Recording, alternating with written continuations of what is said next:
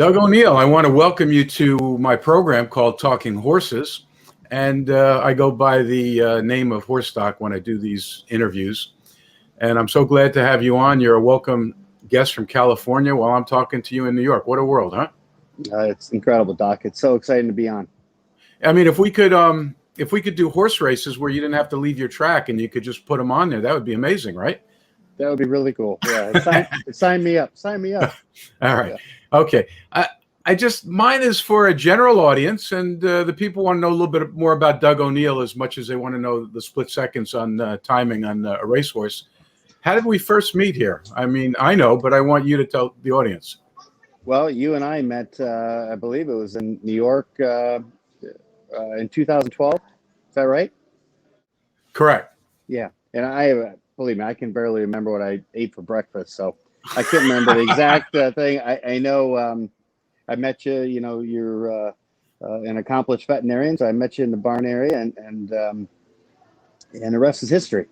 Okay, well, I want to remind you that we met in 2012 with I'll Have Another, and I really believe that you had a major shot there, and up to that point, there had been no horses winning since Affirm, the Triple Crown, and you had what appeared to be the winning hand, and unfortunately, you had to scratch. And tell me just briefly why you felt you had to scratch. Well, you know, he had some heat in his tendon the day before and the big race, and obviously, as you know, that's a pretty significant issue, and not something that's can be easily remedied. So we did have the vet come in and ultrasound it, and you could see some inflammation in the tendon. So it was just kind of a no-brainer, but it was also obviously a pretty big gut shot. But we quickly went into we're so grateful for the journey he took us on. Yeah, it's interesting. That was a historic point in racing, not only for you, but for New York and for the race world, because in 2012, we were having horses breaking down left and right at Aqueduct. There was a big to-do about it. I got involved a little bit with an article in Thoroughbred Times, and you did the right thing. There was a lot of people worried about breakdowns, especially in the big races.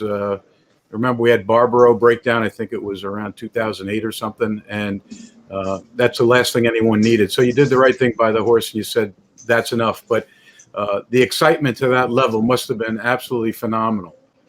It is. It's incredible. And as you know, Doc, these horses are amazing. And, they can really, the connection between all the men and women, all of us who choose to work alongside them for a living. And when you get special ones, the connection's just over the top, unbelievable, and hard to explain.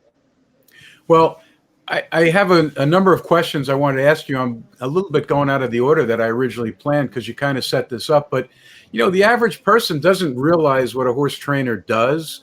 They think that you lead a life of glamour where you just show up to the big races and you take a chance of winning $1 million. And chances are, if you're like the majority of trainers I know, you've been working the track for years. You've been putting your time in. You've been a good soldier. You've been getting up early in the morning, going to bed with all sorts of headaches, and you've been doing this year after year, and it's not the kind of job where you got a lot of time off. So just give me a brief example of the kind of hours put in, the number of horses you've worked on, and the years put in to get to this point where now you're one of the leading trainers.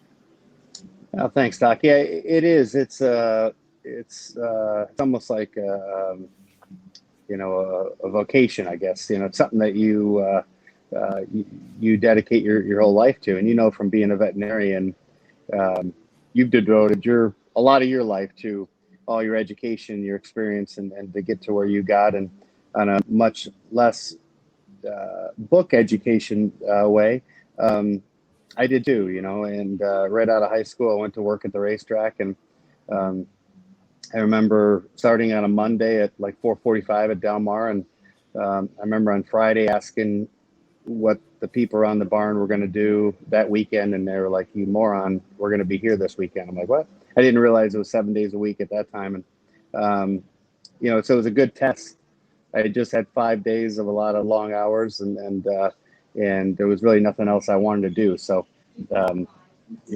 7 days a week wasn't an issue, and So yeah, it's just something that, you absolutely have to love it, which I do. And, you just, it's really not work when you're enjoying it as much as we all do, being in the barn area and communicating and having that connection with the horses. That we're just very fortunate and blessed. Yeah.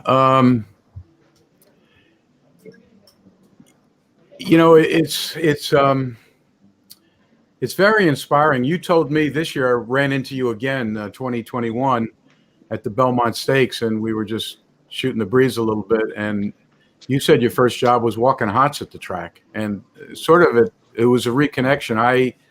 This interview's about you, not me, but it was the 50th year that I walked into Barn 41, where Johnny Campos started, and that's where I got my first job at the track. And believe it or not, it was the last barn that anyone was willing to talk to me about a potential job, because I had no real background in horses, but I just had a calling, and I felt that that's where I belonged.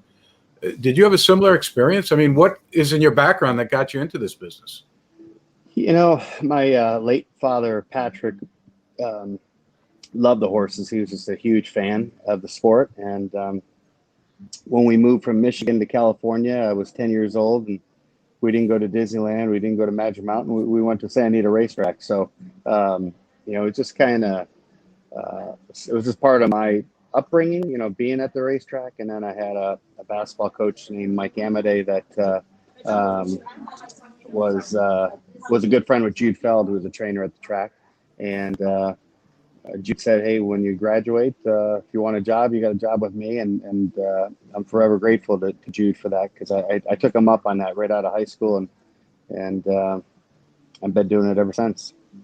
Amazing. My dad was a riding instructor, but very low level, just summer camp.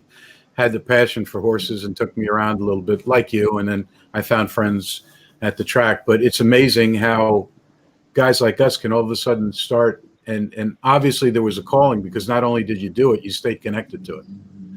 I agree, Doc. And I think part of it, too, being a first generation, veterinarian like you, or being a first generation horse trainer, or first generation anything, I think there's more of a drive, more of a push.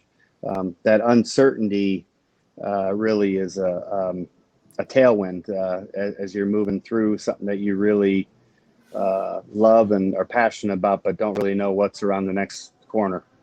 Did you play any sports, like in high school or anything, where you were competitive that way? I could almost envision that with you then marrying that to the racetrack world and horses.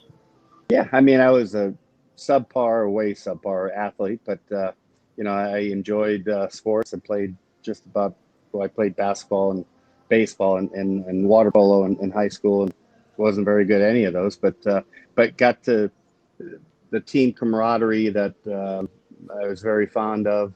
I try to bring that to the barn on a daily basis, and the horses are just amazing as far as what they do on a daily basis, and how much they're mirrors of us. What you give, they give back to you, and yet they don't.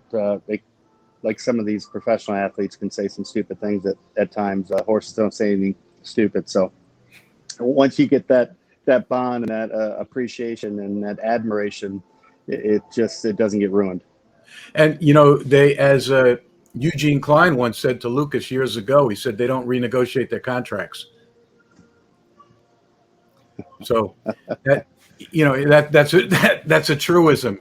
There's a lot of other truisms which I can't repeat on the air, but that was one of them. And he said that's why he enjoyed the horses. He didn't have to negotiate every time they had a great performance.